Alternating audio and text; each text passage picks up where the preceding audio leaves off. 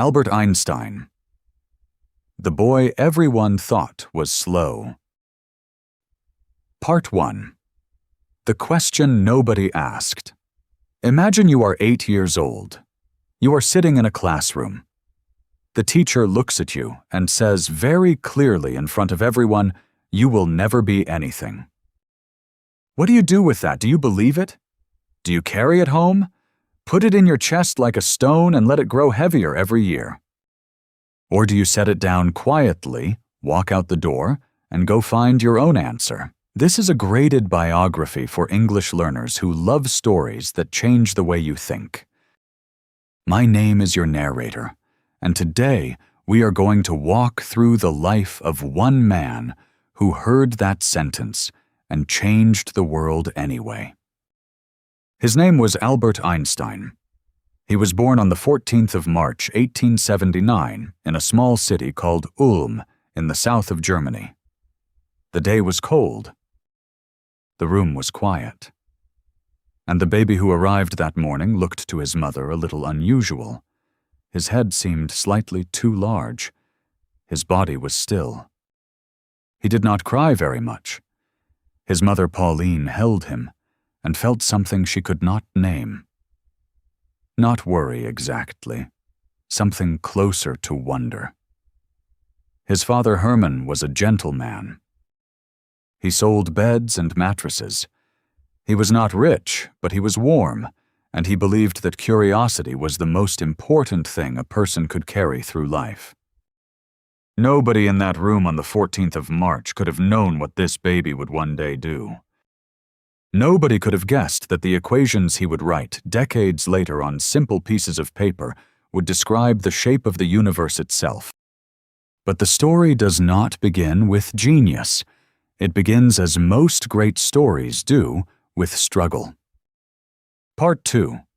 The boy who would not speak for the first 2 years of his life. Albert Einstein said nothing. Not a word. Not a sound that carried meaning. He watched. He listened.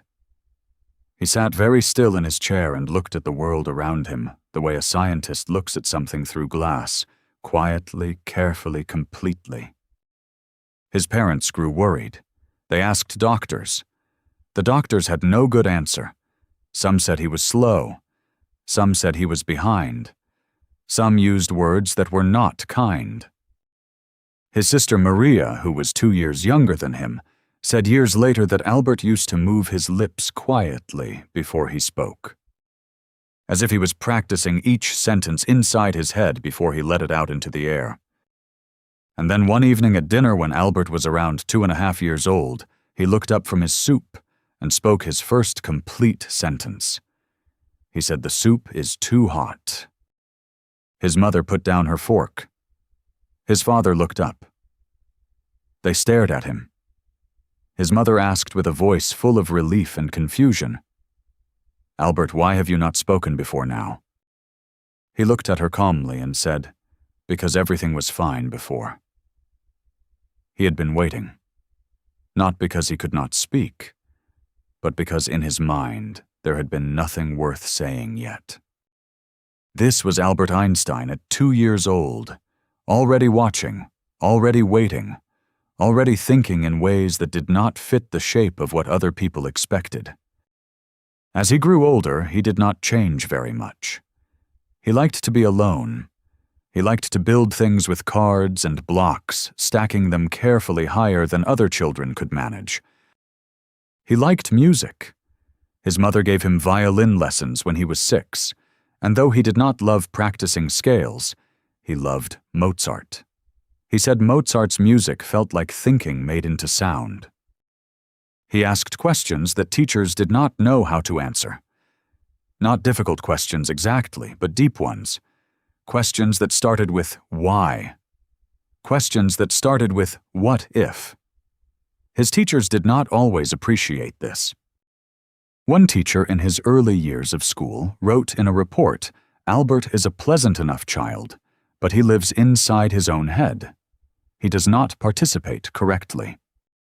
He will need to learn discipline if he is to succeed." Discipline. That word would follow Einstein for years, and he would spend most of his life quietly, politely, completely ignoring it.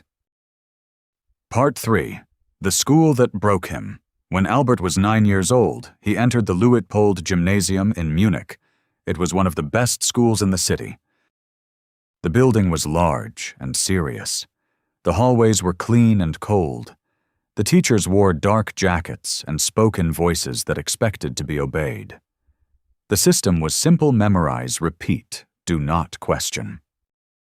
Every morning the students stood and recited. Every lesson followed the same path from beginning to end. Every answer had already been decided before the student opened their mouth. Albert hated it. Not because he was lazy, not because he did not care about learning. He hated it because learning to him was not about memorizing the answers someone else had already found. Learning was about finding new questions. Learning was the feeling of not knowing something, and then slowly, painfully, beautifully beginning to understand. The school did not teach that feeling. The school taught him to sit still and say what he was told. He sat still. He did not always say what he was told. He asked his math teacher one afternoon, "But why does this rule work? Who decided it? How do we know it is always true?" The teacher stared at him for a long moment. Then he said, "Because it is correct. That is why." Albert looked back at his paper. He was not satisfied. He would never be satisfied with that answer. But he learned slowly to ask his questions somewhere else, in his own notebooks, in his own time, in the long, quiet hours after school, when no one was watching. When Albert was 15 years old, something broke. His family had moved to Italy for business reasons. He was left behind in Munich to finish school. He was living alone in a rented room, going to a school he hated, in a city that felt like a prison. One morning he simply stopped going. He left Munich. He crossed the border into Italy and found his family in Milan. When his father asked what he planned to do, Albert said he planned to teach himself mathematics and physics, and then apply to university in Switzerland. His father was not happy. But he did not stop him. In 1895, when Albert was 16, he sat the entrance exam for the Swiss Federal Polytechnic in Zurich, a school known across Europe for science and engineering. He was 2 years younger than the other applicants. He failed. His scores in physics and mathematics were excellent. His scores in French and botany were not. The school sent him a letter that said, in polite language, "Not this year." Albert read the letter. He put it down. He enrolled in a smaller school in a town called Exile in Switzerland and began again. Later in life, he said that the year in Exile was the happiest year of his school life. The teachers asked him what he thought. The classrooms were filled with light. Nobody told him to stop asking questions. He applied to ETH Zurich again the following year. This time they let him in. Part 4. The Patent Office and the Invisible Lab. Albert Einstein graduated from ETH Zurich in the summer of 1900. He was 21 years old, and he was proud. He had worked hard. He had learned what he wanted to learn. He had written his final thesis on thermodynamics and felt for the first time in years that a door was about to open. Instead, the door stayed shut. His professors did not offer him a position as a teaching assistant. Most of his classmates found jobs quickly in universities, in labs, in companies that needed smart young scientists. Albert sent letters everywhere, to physics departments across Germany, Austria, and Switzerland, to professors whose papers he had read, to anyone who might have a position, any position, even something small. Every letter came back with the same answer. "No. Thank you, but no. We have no position for you at this time." For 2 years he lived in rented rooms, gave private lessons to students for small amounts of money, and continued writing in his own notebooks in the evening. He was not defeated. But he was tired. In 1902, his friend Marcel Grossmann spoke to his father. His father spoke to someone he knew, and Albert Einstein received a job offer from the Federal Patent Office in Bern, Switzerland. Third-class technical expert, the lowest level. His job was to read applications for new inventions and write reports explaining whether the inventions were original and well described. He accepted immediately. Every morning he walked to the office, sat down at his desk, and read descriptions of machines, devices, tools, systems. He was very good at his job. He could read a complicated technical document and immediately see whether the logic was clear or broken. He finished his daily work quickly, often ahead of time, and when his desk was clear, he would quietly open his notebook. In that notebook, in the quiet of a government office surrounded by the sounds of other clerks writing their own reports, Albert Einstein began to think about the nature of light. He thought about what it would feel like to ride alongside a beam of light, moving at the same speed, looking sideways at it. What would he see? Would the light be still? Would time change? He thought about gravity, about space, about whether the universe had a shape, and if so, what kind. He had no laboratory. He had no equipment. He had no grant, no university position, no colleagues to discuss his ideas with at coffee in the afternoon. He had paper. He had a pen. He had time. And he had questions that no one else was asking. This is the part of the story that people often forget. The greatest scientific mind of the 20th century did his most important thinking not in a famous university, not surrounded by brilliant colleagues, not with the support of powerful institutions. He did it at a desk in a government building in a medium-sized Swiss city, between the hours of reviewing other people's ideas. That is worth sitting with for a moment. Genius does not always arrive with ceremony. Sometimes it arrives quietly in the gaps between other things in the hours no one else is watching. Part 5. The Miracle Year. In 1905, Albert Einstein was 26 years old. He was still working at the patent office. He was still living quietly in Bern. He had published a few small papers in the years before, but nothing that had caused any excitement in the scientific world. And then he began to write. Between March and September of 1905, Einstein submitted 4 scientific papers to a journal called Annalen der Physik, Annals of Physics. Each paper took an unsolved question in physics and answered it in a way that nobody had imagined. The first paper was about the photoelectric effect. Scientists had noticed that when light hits certain metals, it pushes electrons out of the metal surface. But they could not explain exactly how this happened using the old understanding of light. Einstein proposed a new idea that light is not only a wave, as scientists believed, but also exists in small packets of energy called quanta. This paper would later win him the Nobel Prize in Physics. It also helped build the foundation of quantum mechanics, one of the most important areas of modern science. The second paper was about something called Brownian motion, the way tiny particles move in a liquid in small, random, unpredictable ways. Scientists had seen this movement but did not know what caused it. Einstein showed mathematically that it was caused by the atoms in the liquid hitting the particles.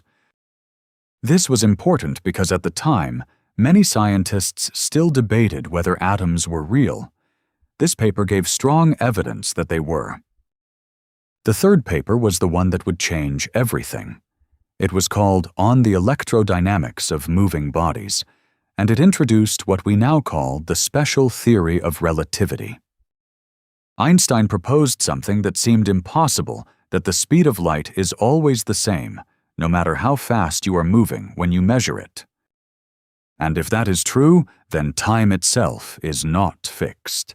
Time moves differently depending on how fast you are traveling, space is not absolute either. The measurements of distance and time that we use every day are in the deepest sense relative. They depend on where you are and how you are moving. The fourth paper followed shortly after.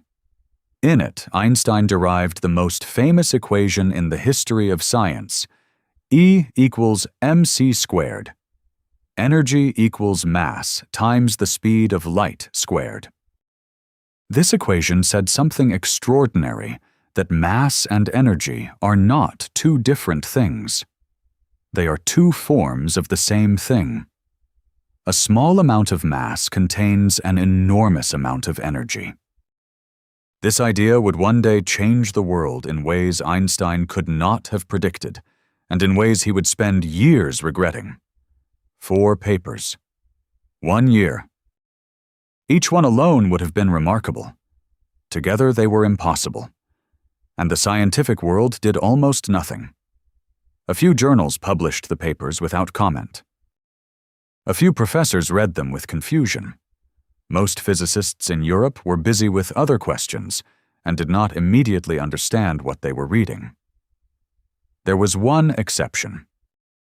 A physicist named Max Planck, one of the most respected scientists in Germany, read the paper on special relativity and understood immediately what Einstein had done. He wrote to him. He invited him to speak. He told his students and colleagues pay attention to this man. But for a while it was mostly quiet. Einstein went back to his desk at the patent office. He made coffee. He walked home. He played his violin. And the universe changed forever continued on without ceremony. Part 6. The world finally looks up. The recognition came slowly, and then all at once. In 1908, Einstein was finally offered a small teaching position at the University of Bern. It was not much, the title was private docent, which meant he could teach but received no salary from the university, only small fees from students who chose to attend. He accepted. In 1909, the University of Zurich offered him a real professorship. He was 30 years old. It had been 9 years since he graduated and found no one who wanted to hire him. He moved from university to university over the next several years, each position larger than the last. Prague, then back to Zurich, then Berlin, where he was offered the directorship of a prestigious physics institute. But he was still working. He had not stopped. The special theory of relativity had answered some questions and opened others. The deepest question was this: his theory worked perfectly for objects moving at constant speed. But what about acceleration? What about gravity? He spent 10 years working on this problem. 10 years of calculations, mistakes, revisions, failed attempts, and slow progress. His colleagues sometimes worried about him. He seemed obsessed. He wrote that during those years he felt at times that the answer was just beyond his reach, like trying to touch something through glass. In November 1915, he presented his answer. It was called the General Theory of Relativity. The general theory said that gravity is not a force in the traditional sense. It is the result of mass bending the fabric of space and time around it. Imagine placing a heavy ball on a stretched rubber sheet. The sheet curves downward around the ball, and anything rolling nearby will be pulled toward that curve. That is what mass does to space. The sun curves space around it, and the planets move along those curves, which is what we experience as gravity. The theory also made a prediction that light itself would be bent by gravity. If a beam of light passed close to the sun's mass would curve space around it, and the light would follow that curve, bending slightly as it passed. Nobody had ever seen this happen, but Einstein's equation said it must be true. In 1919, there was a total solar eclipse. A British astronomer named Arthur Eddington led an expedition to measure the position of stars near the Sun during the eclipse stars that would normally be invisible in daylight. If Einstein was right, those stars would appear to shift slightly from their usual positions because the light from them was being bent by the Sun's gravity. Eddington measured. He calculated. He compared the numbers. They matched Einstein's prediction almost exactly. The next morning, the London Times ran a headline, "Revolution in Science. A new theory of the universe." Einstein's ideas confirmed. That morning, Albert Einstein woke up in his apartment. He was wearing his usual old sweater. He made coffee. He had not yet seen the newspaper. He did not know that overnight his name had become one of the most recognized in the world. He was 40 years old. He had been called slow at 8. He had been rejected at 16. He had been unemployed for 2 years at 21. He had done his greatest thinking alone at a government desk with no support and no recognition for years. And now the world was looking up finally and finding him there where he had been all along. In 1921, he was awarded the Nobel Prize in Physics. Not for relativity, which the committee still considered too difficult to explain, but for his paper on the photoelectric effect, the first of his 4 miracle papers.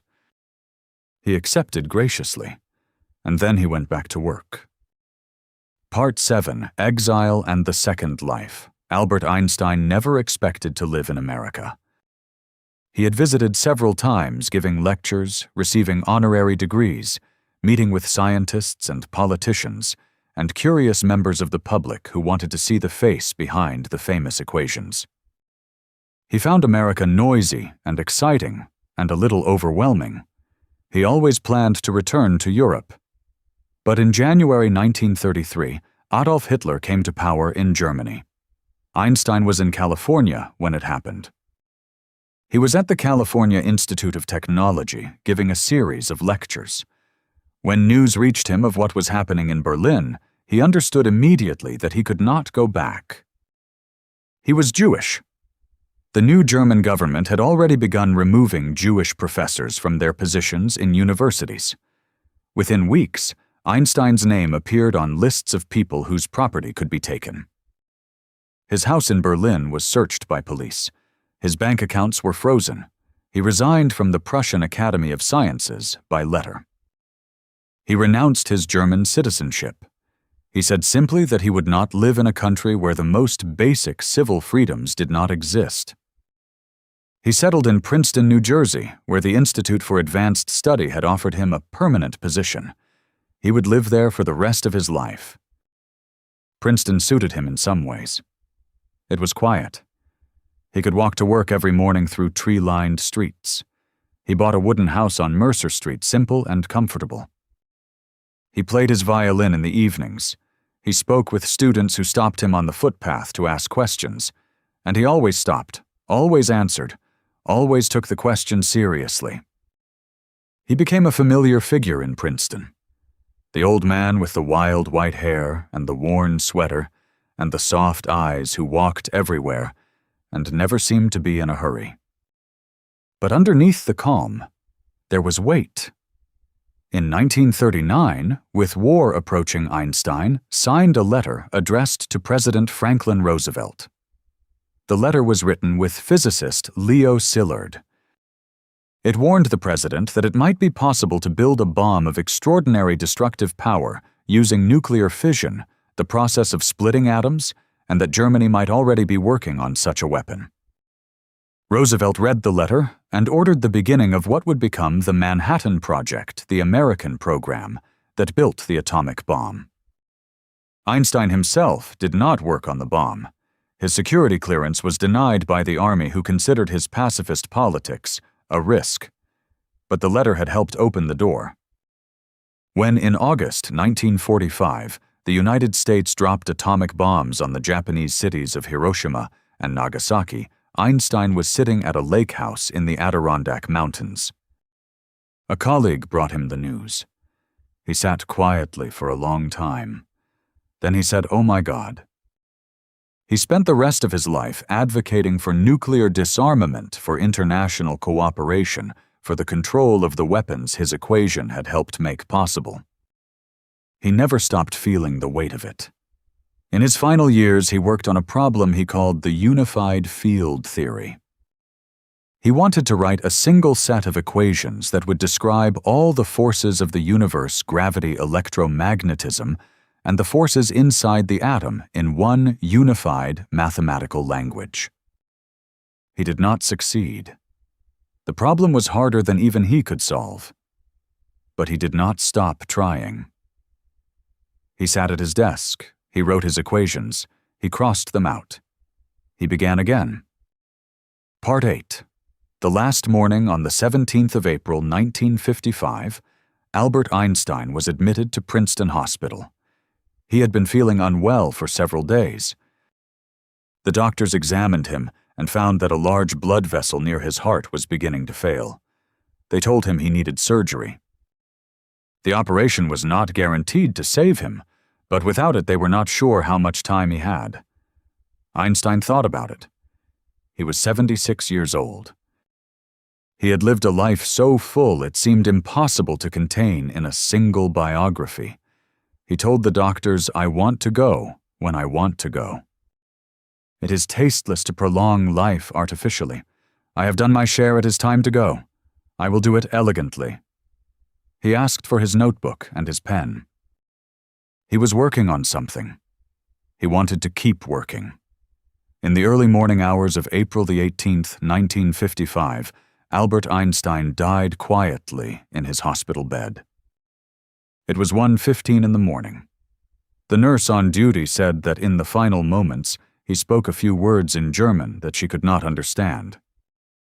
On his bedside table was a notebook. On the last page, there were equations. The unified field theory still unfinished, still reaching toward something just beyond the edge of knowing. His brain was removed by the pathologist who performed the examination without the family's initial permission, in a decision that caused controversy for decades. Scientists would spend years studying it, looking for the physical source of his extraordinary mind. They found some differences, but nothing that explained what he had done. Because what he had done could not be explained by a brain alone. It required a kind of courage that does not show up under a microscope. The courage to be wrong publicly, repeatedly for years. The courage to keep asking questions when every institution said you were asking the wrong ones. The courage to sit alone at a government desk and believe that what you were writing in secret would one day matter. And to the world he left behind, it still does. Einstein's work is in the GPS system in your phone, which uses the corrections of general relativity to calculate positions accurately. It is in the laser technology, in barcode scanners, in hospitals, in research labs. It is in our understanding of black holes of the expanding universe of the first moments after the Big Bang. He changed the way we understand space-time energy and matter. Not with an army, not with money, not with power, with paper and a pen and a mind that refused to accept that the universe was beyond understanding. He was once a boy no one expected anything from. He became the man who told us what the universe is made of. Do not let anyone tell you what you are made of. That is always only yours to discover. Keep listening to stories like this one, and let your English and your mind grow together. Teaching block. Vocabulary and shadowing. And now let us take a moment to look at some of the most beautiful and useful words from today's story. These are words that will help you speak English more naturally, more clearly, and more confidently. Vocabulary section. Our first word is curious. C-U-R-I-O-U-S, curious. When you are curious, you want to know more. You ask questions. You explore. Einstein was not just intelligent, he was deeply curious. He wanted to understand everything. Example: She was very curious about how the machine worked, so she opened it to look inside. Our next word is reject. R-E-J-E-C-T. Reject. The noun is rejection. To reject someone or something means to say no, to not accept them. Einstein was rejected by schools, by employers, by colleagues, but he did not let rejection become his story. Example: his first application was rejected, but he tried again the following year. Our next word is extraordinary. E-X-T-R-A-O-R-D-I-N-A-R-Y. Extraordinary. Extraordinary means far beyond what is normal, more than special. Something extraordinary surprises you because it is so much greater than you expected. Example: she had an extraordinary ability to remember every face she had ever seen. Our next word is patience. P-A-T-I-E-N-C-E. Patience. Patience is the ability to wait calmly without becoming angry or giving up. Einstein worked on the general theory of relativity for 10 years. That required extraordinary patience. Example: learning a new language takes a great deal of patience. Our next word is recognize. R-E-C-O-G-N-I-Z-E. Recognize. To recognize something means to see it for what it truly is. Max Planck recognized Einstein's genius before most people did. Sometimes the world is slow to recognize what is right in front of it. Example: it took years before the scientific community recognized how important his work was. Our next word is exile. E-X-I-L-E. Exile. Exile means being forced to leave your home country and live somewhere else, often because of politics or danger. Einstein went into exile in 1933 when Germany became too dangerous for him. Example: many artists and scientists went into exile during that difficult period in history. Our next word is persistence. P-E-R-S-S-T-E-C-E.